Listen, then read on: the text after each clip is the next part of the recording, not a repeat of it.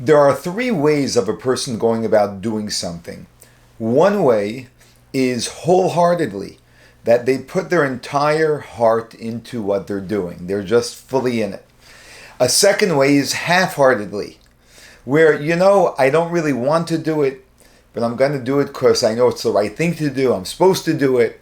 I'm in a position where I can't say no. Whatever the circumstance is, it's not wholehearted, it's half-hearted. There's a third way, and that is wholeheartedly. But what's the difference between the first way and the third way? There's a very big difference. We can be wholeheartedly committed to what we were put in this world to do. We can be wholeheartedly committed to ourselves. We can be wholeheartedly committed to purpose and mission, meaning. We can be wholeheartedly committed to self-oriented, self-serving doings. And then there is the half-heartedness.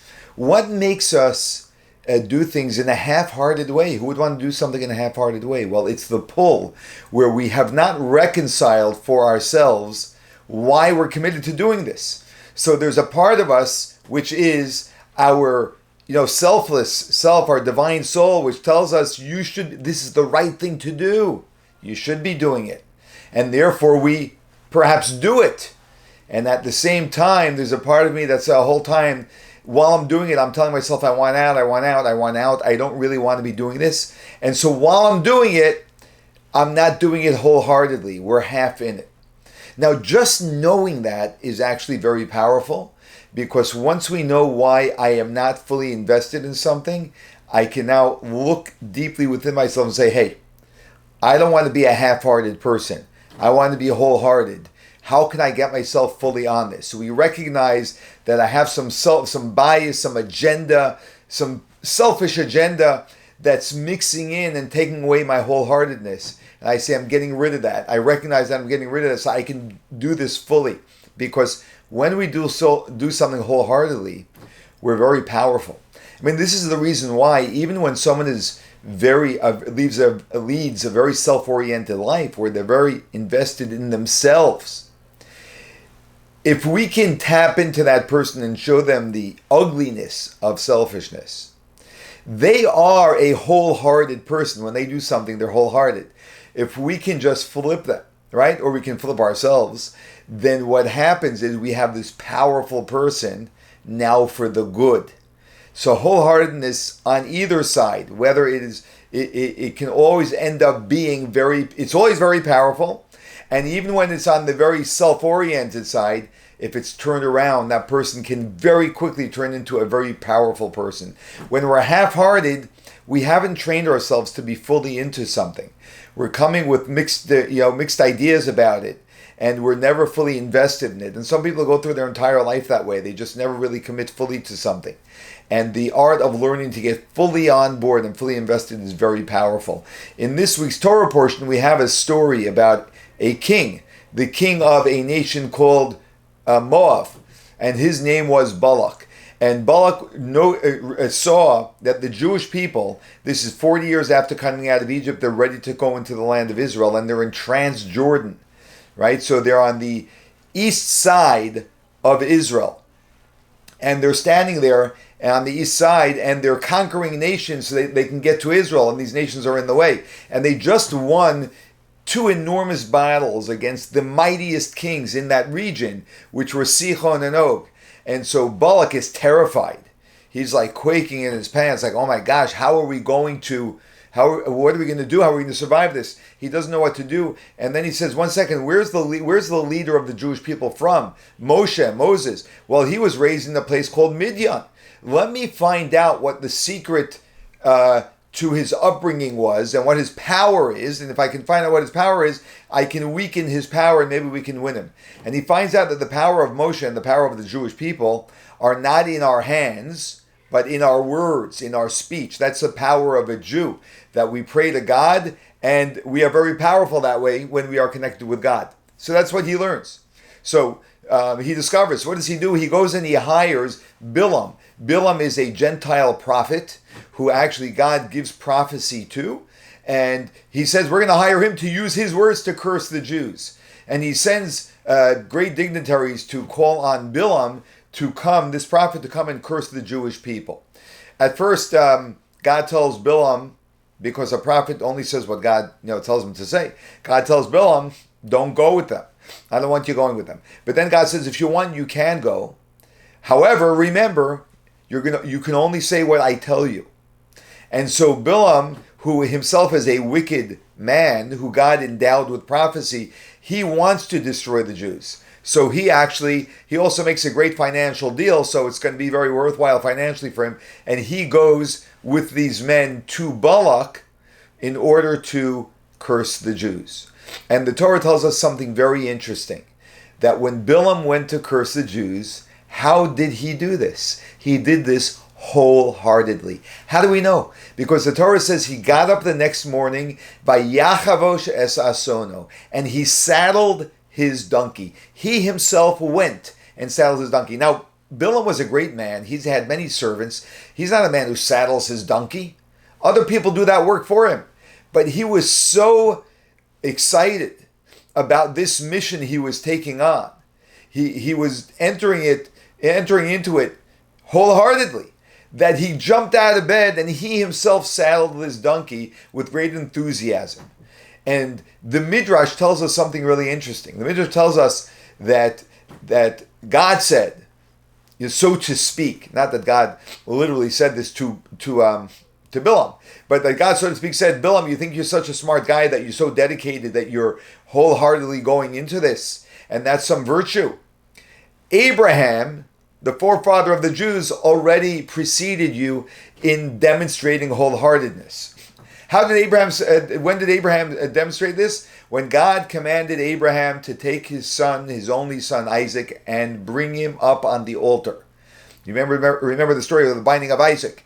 And what does the Torah tell us there? That Abraham got up in the morning, Vayachavosh, and he saddled his donkey.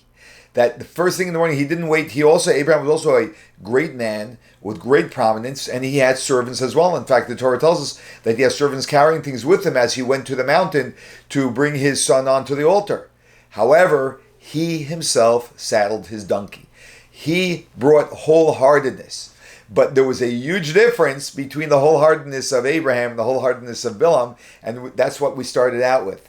That there's wholeheartedness to mission and purpose, which is what Abraham did, and then there's wholeheartedness to your own personal agendas and desires, and that was expressed by Bilam. Huge difference between the two people. Huge difference. And God says to Bilam, you think you're so smart, but this isn't the real wholeheartedness, buddy. It's easy to be invested in self. Can you be wholehearted in living a purpose-driven, a meaning-driven life? That's actually what Abraham demonstrated. And this is very, very significant, very, very telling. This week we also celebrate the 12th day of Tammuz, Yud Beis Tammuz, which is the day that the previous Lubavitch Rebbe, the Freidiker Rebbe, in addition to it being his birthday, it is also the day that he was released from prison in the Soviet Union, where they almost killed him. And he was actually arrested a few weeks prior, almost a month prior, on the 15th day of Sivan. And something very interesting happened when he was arrested. When he was arrested, in addition to the KGB that came to arrest him, there were members of the Yevzeksia that had come to arrest him as well. The Yevzeksia was a group in the Communist Party, a group of Jews who were communists, who fought against their fellow Jews who were not signed up to communism and were promoting religion. Now, two of the members who came to arrest him were members of the Yevzeksia. One of them was a man by the name of Mr. Nachmanson, and one was a man by the name of Mr. Lulav. Both of them were grandchildren of Chabad Hasidim. So here's the Lubavitch Rebbe, and he's being arrested by a bunch of police, two of them being the grandchildren of Lubavitcher Hasidim, of his grandfather's Hasidim. Wow. Well, he packed a little bag with his talis and tefillin and some other things, and the Freidiker Rebbe was very defiant when he was arrested, and he refused to be humbled by the police, and he remained in his stature of being a Jew who has a special mission in this world, being placed here by God. And he took his bag, and instead of carrying it himself, he handed it to one of the members of the police and told them, "You'll carry this for me." And suddenly, Mr. Lulav, I believe it was Mr. Lulav, who went to the police who was holding the bag and took it and said, "I'll carry the rabbi's bag, just like my grandfather carried his grandfather's bag." And the Freidiker Rebbe, in his great defiance, grabbed the bag from Lulav and said, "You will not carry my bag. Your grandfather carried my grandfather's bag where my grandfather wanted to take it. You want to take my bag where you want to take it, and I will not let you do that." And then he took it and handed it back to the original officer who he had given it to. What was he demonstrating? There is Abraham, there is Bilam. Two people who are very passionate in doing something. But the question really is, wholehearted to what? What is your passion committed to? Is it committed to you, or is it committed to God? It makes a world of a difference. We all find ourselves in life in different circumstances, which are not circumstances that we chose. They were circumstances that were chosen for us. God chose it for us, right? And the first and foremost is, I'm a Jew, right? I'm a Jew. Did I choose to be a Jew? No, I am a Jew. We can go through our entire life resisting that. And even someone who is religious can be religious because they say, "I know I'm supposed to be doing this, I'm doing it." But we always do it half-heartedly. I do it, but I'm always looking for the way out, right? Like they say, there are some people who are inside always looking out. There are some people who are outside always looking in. In other words, some people they're here, I'm a Jew, but is there any way I can get out of this, right? And any opportunity that I don't have to do this, I check out. But then there's a person who's always trying to get into it. Like, no, I want to do this wholeheartedly. You may remember there was a story a couple of years ago. There was an Israeli singer who sang when President Biden visited Israel. She did with another singer. She had a performance in front of the president of Israel and the president of the United States, President Biden. And after she sang, the president came over to her and said, and wanted to congratulate the two singers, this gentleman who sang and this woman. This woman's, her name was Yuval Dayan. And the President Biden shook the gentleman's hand, the gentleman singer's hand, and then he wanted to shake Yuval Dayan's hand. But what she did was something very, she put her hands together and bowed to the president. And that was her way of indicating, thank you, very gracious. But she didn't extend her hand. And the reason why she didn't was because she was in the process at that time of embracing religion wholeheartedly. And as a religious Jew, a woman doesn't shake a man's hand. Now, she surely, without a question, she could have gone to a rabbi and asked the rabbi, in the case of a president of the United States, is there any dispensation, is there any room for me to shake hands? And there are definitely certain rabbis, according to a halacha, according to Jewish law, would find a room within Jewish law to permit that. But she didn't do that because she wasn't inside looking for a way out.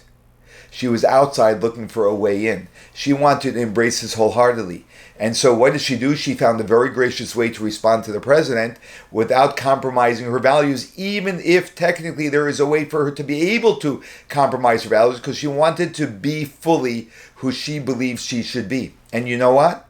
When we do that, the people around us embrace it. And the president had no issue with it whatsoever. The president of Israel explained to the president exactly, why she had done that, and it was totally fine. Because when we step into who we are meant to be, and we live into our purpose, our mission, and the meaning for which God put us in this world, then the world looks at us and respects it. It's when we come into something half-heartedly, apologetically, feeling like we need an excuse, like they're going to have a problem with it, that is actually when the world begins to say, hey, what are you doing? Because they see we ourselves don't have confidence in what we're doing. So the power that we learn from the story of Bilam in comparison to Avram. Live a wholehearted life in everything that you do. But make sure the wholeheartedness isn't wholehearted in a selfish manner, but it's wholehearted to the purpose we were put here on this world for.